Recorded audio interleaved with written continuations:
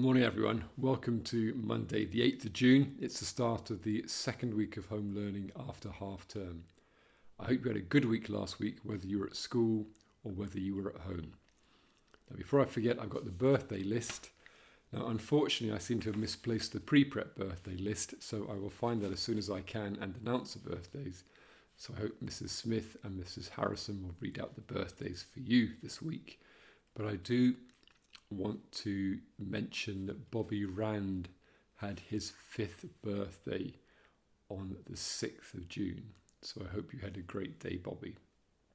Now this week it's Eva Davis's birthday today, so happy birthday, Eva. Eva's in year 7 and she's 12 years old today, so I hope you have a great day. It's Xander's birthday tomorrow. Xander's in year 6, so Xander will be 11, so I hope you have a great day too. On Wednesday, James Herbert from year 8 will be 13, hitting the teenage years. And on Friday, Roscoe Morris, also from year 8, will be having his 13th birthday. So like James, will be hitting the teenage years. And finally, on Saturday, it's Delilah Reese's birthday. Delilah's in year 7, so Delilah will be 12 years old. So I hope you have a great day then as well. So happy birthday to you all. And apologies to the pre-prep children, and I'm sure some of you have birthdays this week. I'm also certain that Mrs. Smith and Mrs. Harrison will note or mark those birthdays. So well done on a very good first week back. Lots going on both at school and at home. Well done for working so hard, and thank you very much to the staff team, whether at home or at school, for keeping the home learning going and the school learning going. They're doing a fantastic job, so thank you very, very much indeed. Now, you may know or you may not know that today is World Oceans Day. Now, it's particularly pertinent to us because most of us live reasonably close to the sea, and the school is certainly less than half a mile away from the sea. And World Ocean Day is about how we all connect with the sea. And what I want to talk about for World Ocean Day, oh, by the way, blue shirt or partly blue shirt, and people are supposed to wear blue in commemoration of the World Ocean Day. I wanted to talk about one particular fish, and that fish is a clownfish, nothing to do with the jokes which I'll talk about later on. And this particular clownfish is called Marlin.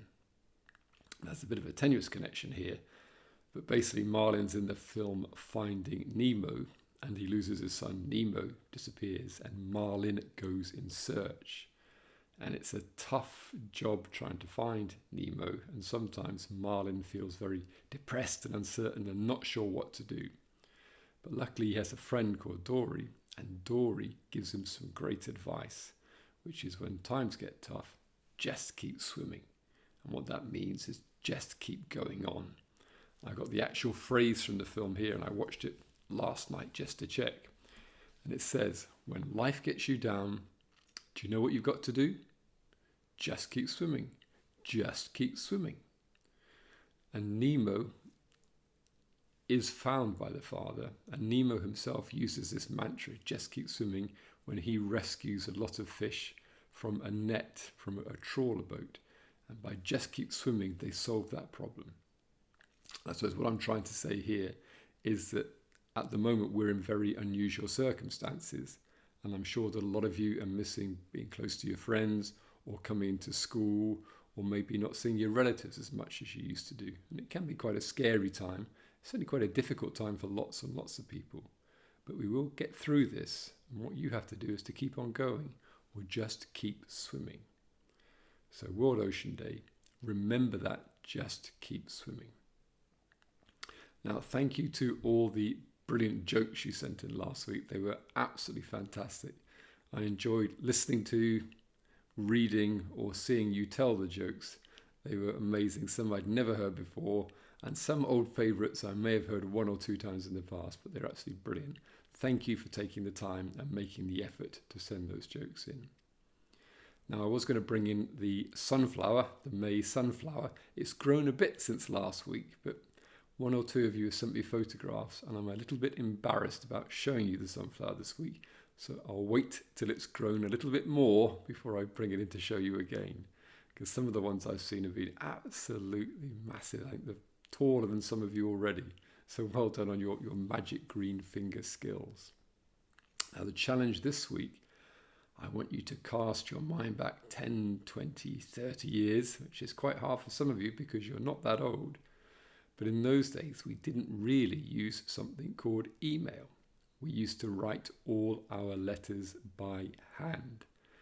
So my challenge for you this week is to write a letter or a note, or perhaps send a drawing if you're not feeling that confident about writing a letter.